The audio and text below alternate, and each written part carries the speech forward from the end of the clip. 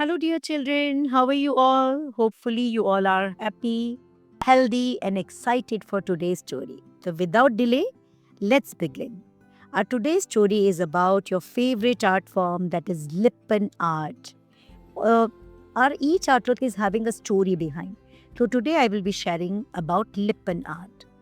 So, in a quiet village on the edge of vast, sun-baked land, where the earth cracked in the summer and turned soft and singing in monsoon, lived a woman named Rami. Her village had no electricity when the sun slipped behind the dunes and thorny shrubs. Night arrives quickly, thick, dark, and silent except for the sound of insects and distant cattle bells. Rami was not rich like most families in the village. She lived in a kacha house, walls made of mud, a roof of thatch, and floors that remembered every footstep. But her home was warm. It had a smell of wet earth after rain and soft hum of prayers at dawn, and the steady rhymes of work done with care. Every morning, Rami woke before the sun. She swept the courtyard, milked the cows, and prepared food for her family. When she plastered the wall with fresh mud, she mixed cow dung into it, just as her mother and grandmother had taught her. The cow dung made the walls strong and flexible, preventing cracks when the heat grew harsh. To Rami, this was not just labor, it was wisdom passed down through hands and generations. But as the days went by, one problem troubled her deeply. When night fell, her home sank into darkness. Oil lamps were expensive and their light was weak. Shadows grew tall on the wall, and even simple tasks, feeding a child, finding a vessel, stitching a torn cloth, become difficult. Rami wondered, is there a way for light to stay longer? And the spark of an idea took birth. One evening, as the sun dipped low, Rami noticed something small but magical. A broken piece of mirror it was laid near the well, thrown away long ago. As she picked it up, the last ray of sunlight struck its surface and danced across the mud wall of her house. For a brief moment, the wall shimmered. Rami stood still and her heart skipped. If one small mirror can do this, she thought, what if there were many? That night, instead of sleeping early, Rami sat near the door and watched the moonlight.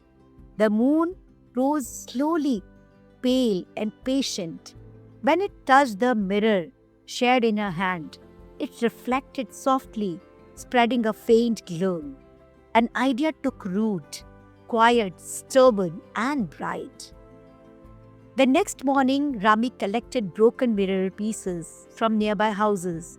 Some were from cracked hand mirrors, other from the old bangles or discarded glasses. People laughed gently at her.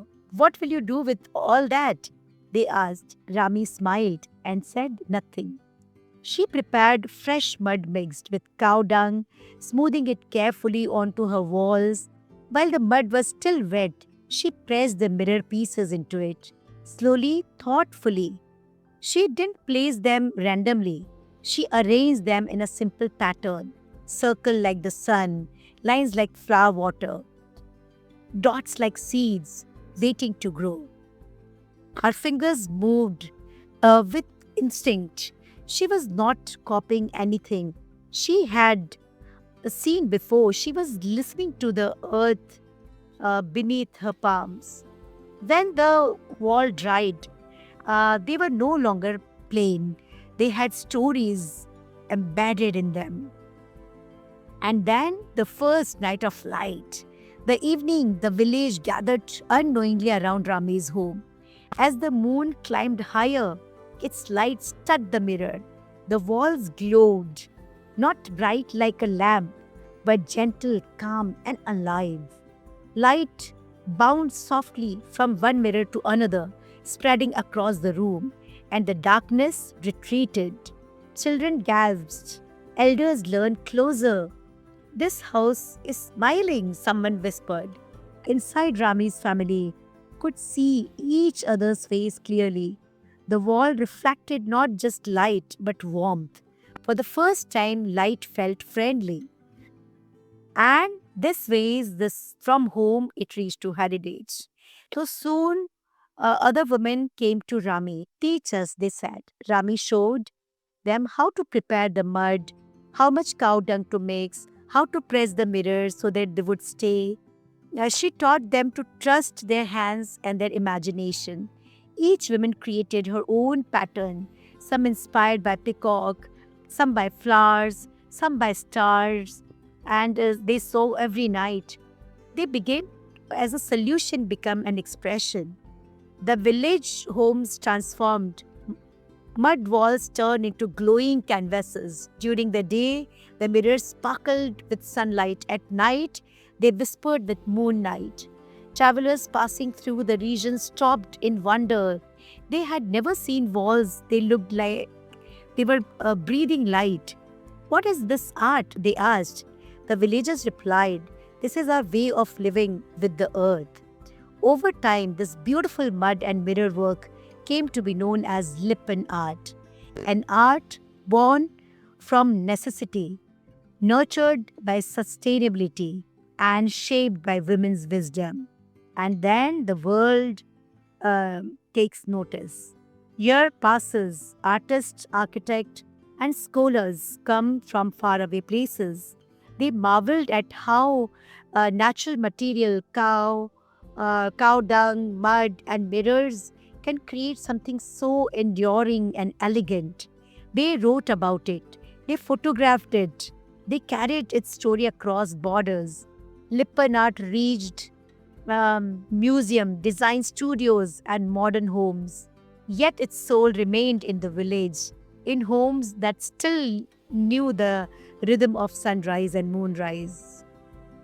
Rami never called herself an artist.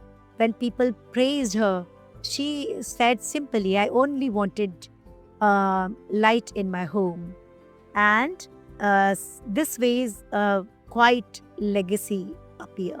One night, many years later, Rami sat outside her house with her granddaughter. The moon was full, the walls glowed softly, just as they had on the first night. Dadi, the child asked, did you make the moon brighter? Rami laughed, her eyes reflecting both age and wonder. No, my child, she said. I just learned how to welcome its light. And in that simple answer lived the truth of Lipan art. So this ways, this Lipan art, which we all love to get today, and which is world famous Lipan art, like for mural art in modern homes, they are using it.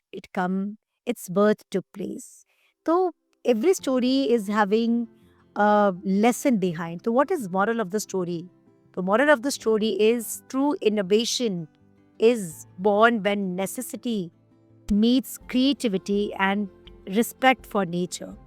Even with limited resources, human imagination can transform darkness into beauty, problem into possibilities, and humble traditions into world-famous art.